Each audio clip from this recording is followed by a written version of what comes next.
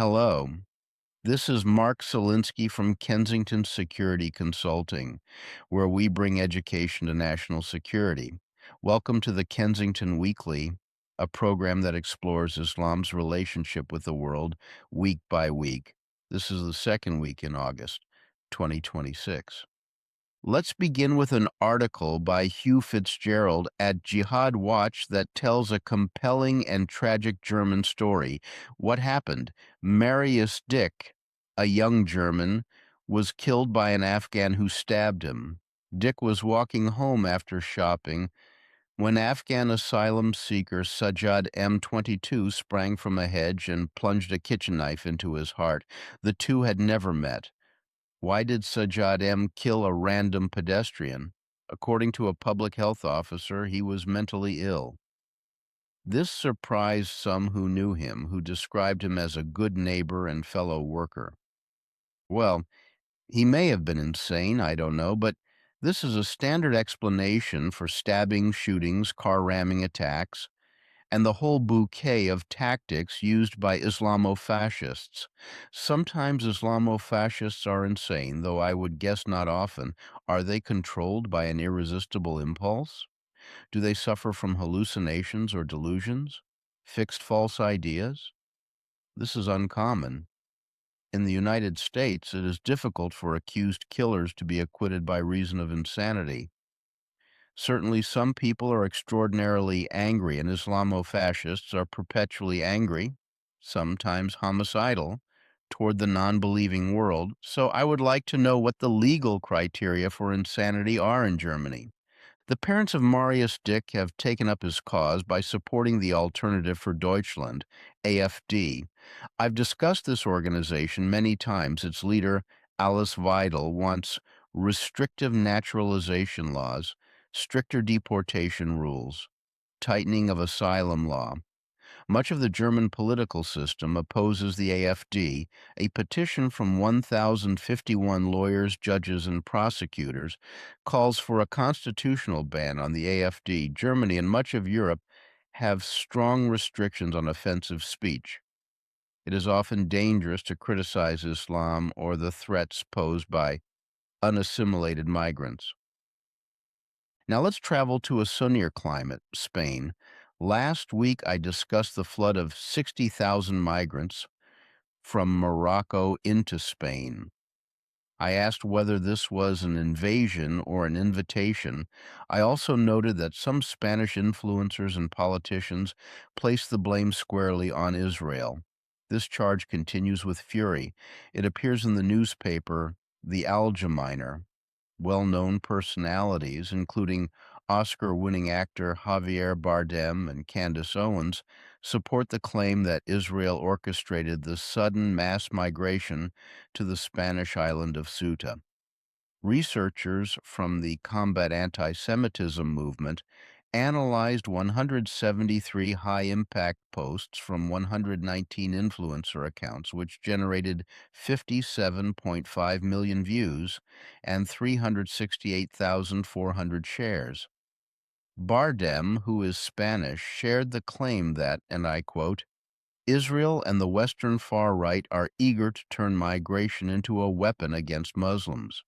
Prominent influencers who promote this include the porn actress turned political commentator Mia Khalifa, who, as I understand it, has a significant following. This isn't limited to movie stars and Lebanese porn queens. A German journalist's post on X that neither a genuine humanitarian crisis nor part of an anti-colonial struggle but rather part of the efforts of the increasingly powerful U.S.-Israeli-Moroccan alliance to weaken a progressive European government, divide Europe, and undermine international law.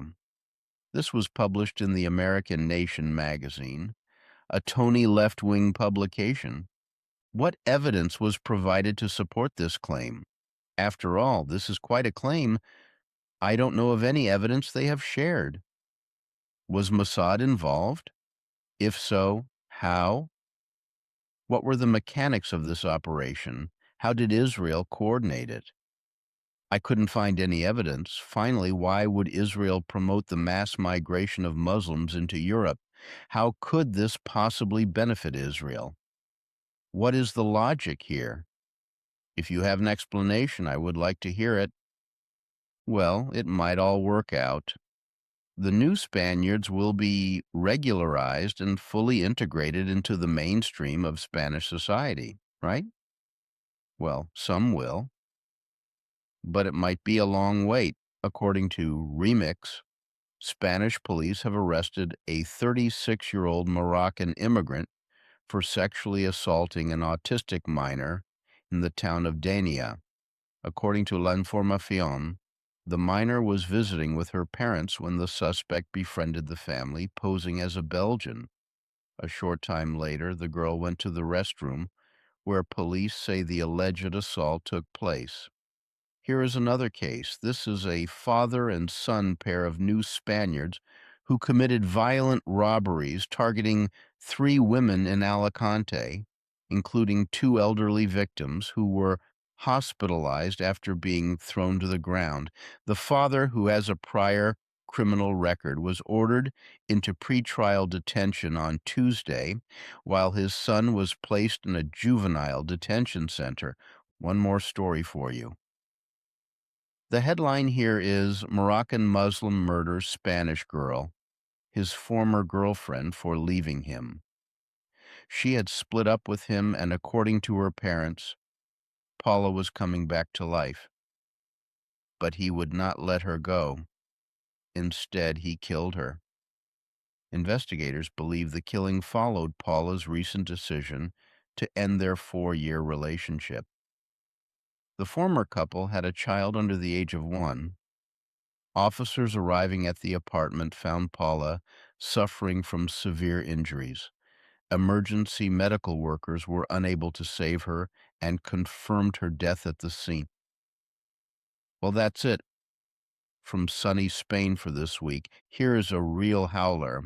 Let's go to London town and visit the Bard. One of the greatest plays by one of the greatest playwrights is offered to the public in London, but it comes with a twist. Some might say it is very twisted indeed.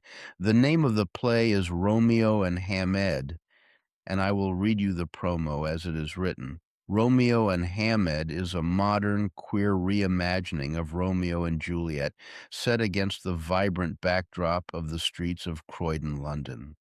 The play blends sharp wit and lyrical poetry to tell a story that is as urgent as it is timeless. The story follows two men, Romeo and Hamid, as they navigate the claustrophobic confines of their shared reality, where cultural pressures, family expectations, and religious obligations collide. Well, some of the reviews are strong. From The Guardian, enthralling, fascinating analysis of the human condition. The Stage, a magazine with which I am not familiar, seem to like it too. But I predict there will not be long lines of heavily bearded Muslim men with worry beads or hijab-clad women standing in front of the theater's entrance, waiting for seats to watch Romeo and his beloved Hamed. I don't think many Muslims anywhere are inspired by the subject. I did notice a line in the show's advertisement. It reads, "With special thanks to our queer Muslim focus group." I really do not know what this means. Maybe they vetted the script with the focus group before rehearsal. I am not sure what a queer focus group is. Maybe the play will be promoted in local mosques and Islamic schools. But I suspect not. Let's keep an eye on it. Well, if you see it, please get back to me with your thoughts. It may have artistic value. It might take off and be staged stateside at Columbia or Oberlin. But I am concerned about possible car ramming or throat slashing by offended Muslims. You remember the furor over cartoons of Muhammad and the frothing at the mouth protests. By and large, Muslims do not view the gay lifestyle as cool and liberating. They consider it sick, and gays are regularly threatened with beatings or even death in some Muslim countries. They are tossed off of roofs in Iran and Afghanistan. Well, good luck, Romeo and Muhammad. Hope yours won't be a tale of woe. And speaking of the gay lifestyle, let's go on a sea cruise, all aboard the Scarlet Lady. Ever hear of her? Well, it provides cruises for gays. Let me read the mission statement as it is written. LGBTQIA plus travelers are those who identify as lesbian, gay, bisexual, or transgender, a more inclusive LGBT initialism, plus queer or questioning, intersex, or asexual individuals, as well as those who identify beyond these commonly used sexuality and gender expressions. Specific situations and issues may present themselves to travelers who identify with one or more of these terms when visiting Egypt. Okay, I don't know what LGBT initialism is, but let's move on. This is a warning that the Scarlet Lady offers. Egypt is not a safe destination for LGBTQIA plus travelers who wish to openly express their sexuality and slash or gender identity outside of a very rigid heterosexual binary. Discretion is advised for LGBTQIA plus travelers in Egypt. Though homosexuality is not officially outlawed, gay men and transgender individuals have been prosecuted using debauchery and public morals laws and given long prison sentences. Wow, I am intrigued by the term using debauchery. It sounds like it is right out of the Oscar Wilde trial. Well, the LGBTQ cruise ship hit rough waters when it tried to dock in Egypt. They were unwelcome in Alexandria, no luck in Turkey either. Stay away from our shores. So, what happened? Well, Kyle Olson, owner of the booking firm, opined, "This is a sad representation of the way the world is going. Successive governments are falling to right-wing groups, and the rights of LGBT plus people are being taken away as a result across the globe." Really? Is this a statement about the world? Would a gay cruise have been denied entry into the ports of San Francisco or Tel Aviv? They would have been welcome there. As for falling to right-wing groups, I don't think so. Muslim governments did not want gays in their Muslim countries. And Mr. Olson, you know it. So this wraps up the second week of August 2026. Hope you enjoyed this podcast, which does not represent the official position of the U.S. government. Oh, let me plug my new book, Cauldron of Terror, Hamas, Israel, and the World. It is coming out in a few weeks. Until our next podcast, this is Mark Silinsky for Kensington Security Consulting out here.